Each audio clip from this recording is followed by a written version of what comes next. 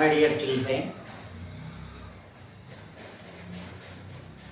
today I want to teach you about geometrical items for class 6 to 10. ये पहला चित्र हम देख रहे हैं वर्ग का। वर्ग में सभी भुजा बराबर है, जिसका सिंबल हमने दे दिया है। यह सिंबल प्रत्येक भुजा बराबर का है और प्रत्येक कोण समकोण का सिंबल है। इसका मतलब हुआ वर्ग में प्रत्येक भुजा बराबर और प्रत्येक कोण समकोण होता है। इसमें दो विकर्ण भी होते हैं और ये दोनों विकर्ण बराबर होता है। वर्ग के दोनों विकर्ण बराबर होते हैं। और ये चित्र है आयत। आयत में आमने सामने की भुजा बराबर है, सम्मुख भुजाएं बराबर। AB के सामने CD बराबर है, AD के सामने BC बराबर है और इसके दोनों विकर्ण भी बराबर होते हैं। और ये दोनों विकर्ण आपस में बराबर। अब हम इस चित्र में आएंगे। वर्ग से ही घन बनता है। जिस तरह से वर्ग में सभी भुजा बराबर, वैसे ही घन में भी होता है सभी भुजा बराबर। और घन का चित्र हम कैसे बनाएंगे? तो जैसे हम वर्ग का चित्र बनाते हैं वैसे ही हम घन का भी चित्र। ये हम एक क्या बना लिए? वर्ग बना लिए, जिसमें प्रत्येक भुजा बराबर है। प्रत्येक भुजा बराबर है और इस पे जो है एक प्रत्येक शीर्ष से एक इस तरह से आकृति देंगे समानांतर रेखा के रूप में। ये और ये समानांतर रेखा के रूप में, उसी प्रकार इस शीर्ष से समानांतर रेखा के रूप में। अगर हम झुकाएंगे, एक तरफ चारों शीर्ष से झुकाना होगा। अगर राइट ओर झुकाते हैं तो सभी को राइट ओर झुकाना होगा। अगर लेफ्ट की ओर झुकाते हैं तो चारों शीर्ष से लेफ्ट की ओर ही झुकाएंगे।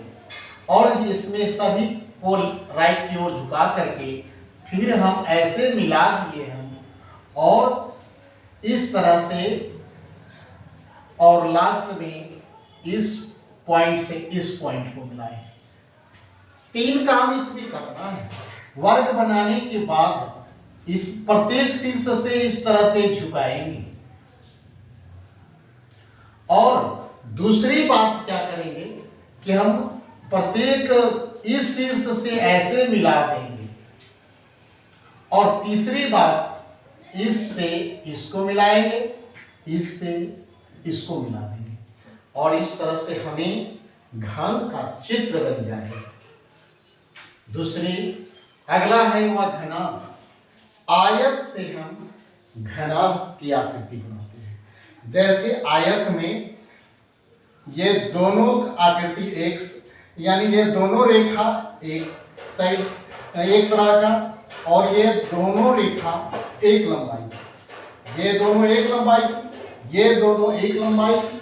उसी तरह से हम ये और ये एक जैसे लंबाई के, इसको और इसको एक जैसी लंबाई। जिस तरह से इसमें झुकाए हैं वैसे ही इसमें भी झुका देंगे। राइट की ओर झुका दिए इस शीर्ष से भी राइट की ओर झुका दिए, इस शीर्ष से भी राइट की ओर झुकाए और इस शीर्ष से भी राइट की ओर झुकाने के बाद इसमें भी चार शीर्ष तैयार हो गया। तो इस शीर्ष से इस शीर्ष को मिला दिए, इस शीर्ष से इस शीर्ष को मिला दिए और पुनः इस शीर्ष से इस शीर्ष को मिला दिए, इस शीर्ष से इस शीर्ष को मिला दिए। ये हमारा घनाभ का चित्र बन गया। और उसके बाद हम समानांतर चतुर्भुज से अवगत होंगे कि समानांतर चतुर्भुज में आमने सामने की रेखाएं समानांतर और बराबर। समांतर चतुर्भुज में ये रेखा इस रेखा के सामने है, इसलिए बराबर और समानांतर होगी। इसके एडी के सामने है बीसी, जो बराबर और समानांतर दोनों होंगे। समानांतर चतुर्भुज की विशेषता है कि आमने सामने की भुजा बराबर और समानांतर होती है और इसका आमने सामने का कोण भी बराबर होता है। कोण बी कोण डी के बराबर, कोण ए कोण सी के बराबर, लेकिन इसमें विकर्ण जो होगा वह बराबर, अगर बराबर हो जाएगा तो आयत हो जाएगा, बराबर नहीं होगा तो उसको प्योर समानांतर चतुर्भुज भी कहेंगे। इसका मतलब आयत भी समानांतर चतुर्भुज होता है, लेकिन प्रत्येक समानांतर चतुर्भुज आयत नहीं होगा। समानांतर चतुर्भुज वर्ग भी हो सकता है, वर्ग समानांतर चतुर्भुज भी हो सकता है। कब? जब इसकी चारों भुजा बराबर हो जाएगी तब। लेकिन प्रत्येक समानांतर चतुर्भुज वर्ग नहीं होगा, प्रत्येक समानांतर चतुर्भुज वर्ग नहीं होगा, प्रत्येक समानांतर चतुर्भुज आयत नहीं होगा, लेकिन प्रत्येक वर्ग समानांतर चतुर्भुज होगा, प्रत्येक आयत समानांतर चतुर्भुज होगा, क्योंकि इसके विकर्ण बराबर भी हो सकते हैं और बराबर नहीं भी हो सकते। अगर बराबर होगा तो इस दोनों में से कुछ हो सकता है, अगर बराबर नहीं होगा तो वह समानांतर चतुर्भुज ही रहेगा। और इससे संबंधित हम सूत्र जो है अगले वीडियो में डालेंगे। और जब ये चित्र जब आपके दिमाग में एकदम रन करने लगेगा और इससे संबंधित जब हम फार्मूला बताएंगे तब आसानी से ये फार्मूला समझ में आ जाएगा। इसमें से हम कुछ फार्मूले को टेक्निक के माध्यम से बतला रहे हैं। इसमें चारों भुजा बराबर है और ये वर्ग का समझ जाइए कि घेरा है और इसी घेरा को परिमिति भी कहते हैं। इस घेरा को परिमिति कहते हैं। तो इसमें अगर इसको x मानते हैं तो ये भी x, ये भी x, ये भी x, और सभी को जोड़ते हैं तो 4x। अगर इसको हम मान लिए x, इसको भी मानना पड़ेगा x और इसको भी मानना पड़ेगा x और ये भी इसको भी x मानना पड़ेगा, तो परिमिति कितना हो जाएगा? 4x।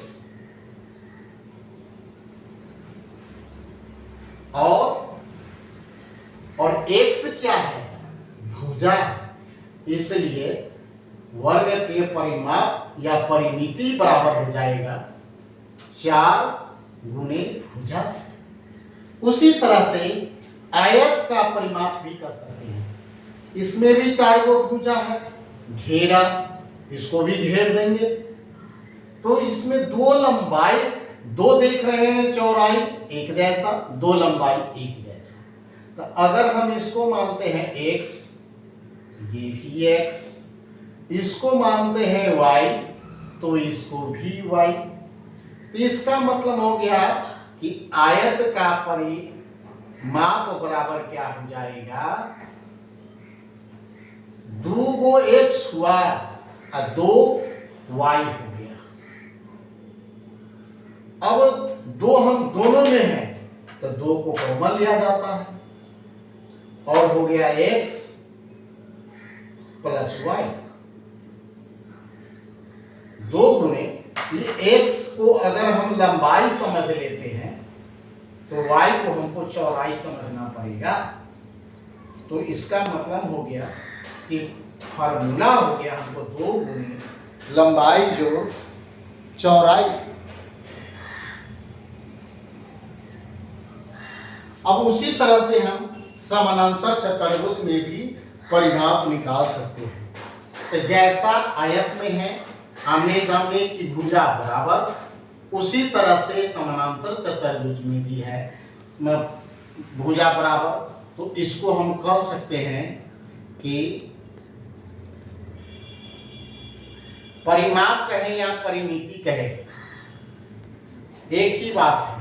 तो जैसे इसमें हुआ 2 गुने लंबाई प्लस चौड़ाई, तो इसमें हो जाएगा 2 गुने लंबाई या चौड़ाई, लंबाई या चौड़ाई समानांतर चतुर्भुज में हम कहेंगे आसन्न भुजा। आसन्न भुजा का मतलब हुआ अगल बगल की भुजा, तो आसन्न भुजाओं का योग।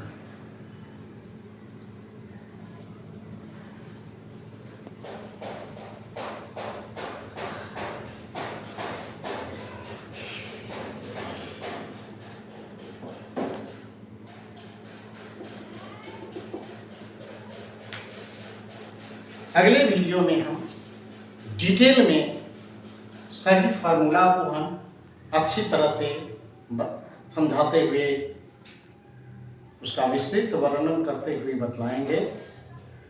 अब इतना ही आज के वीडियो में, इसलिए इस पर विचार करते रहिएगा। जय हिंद।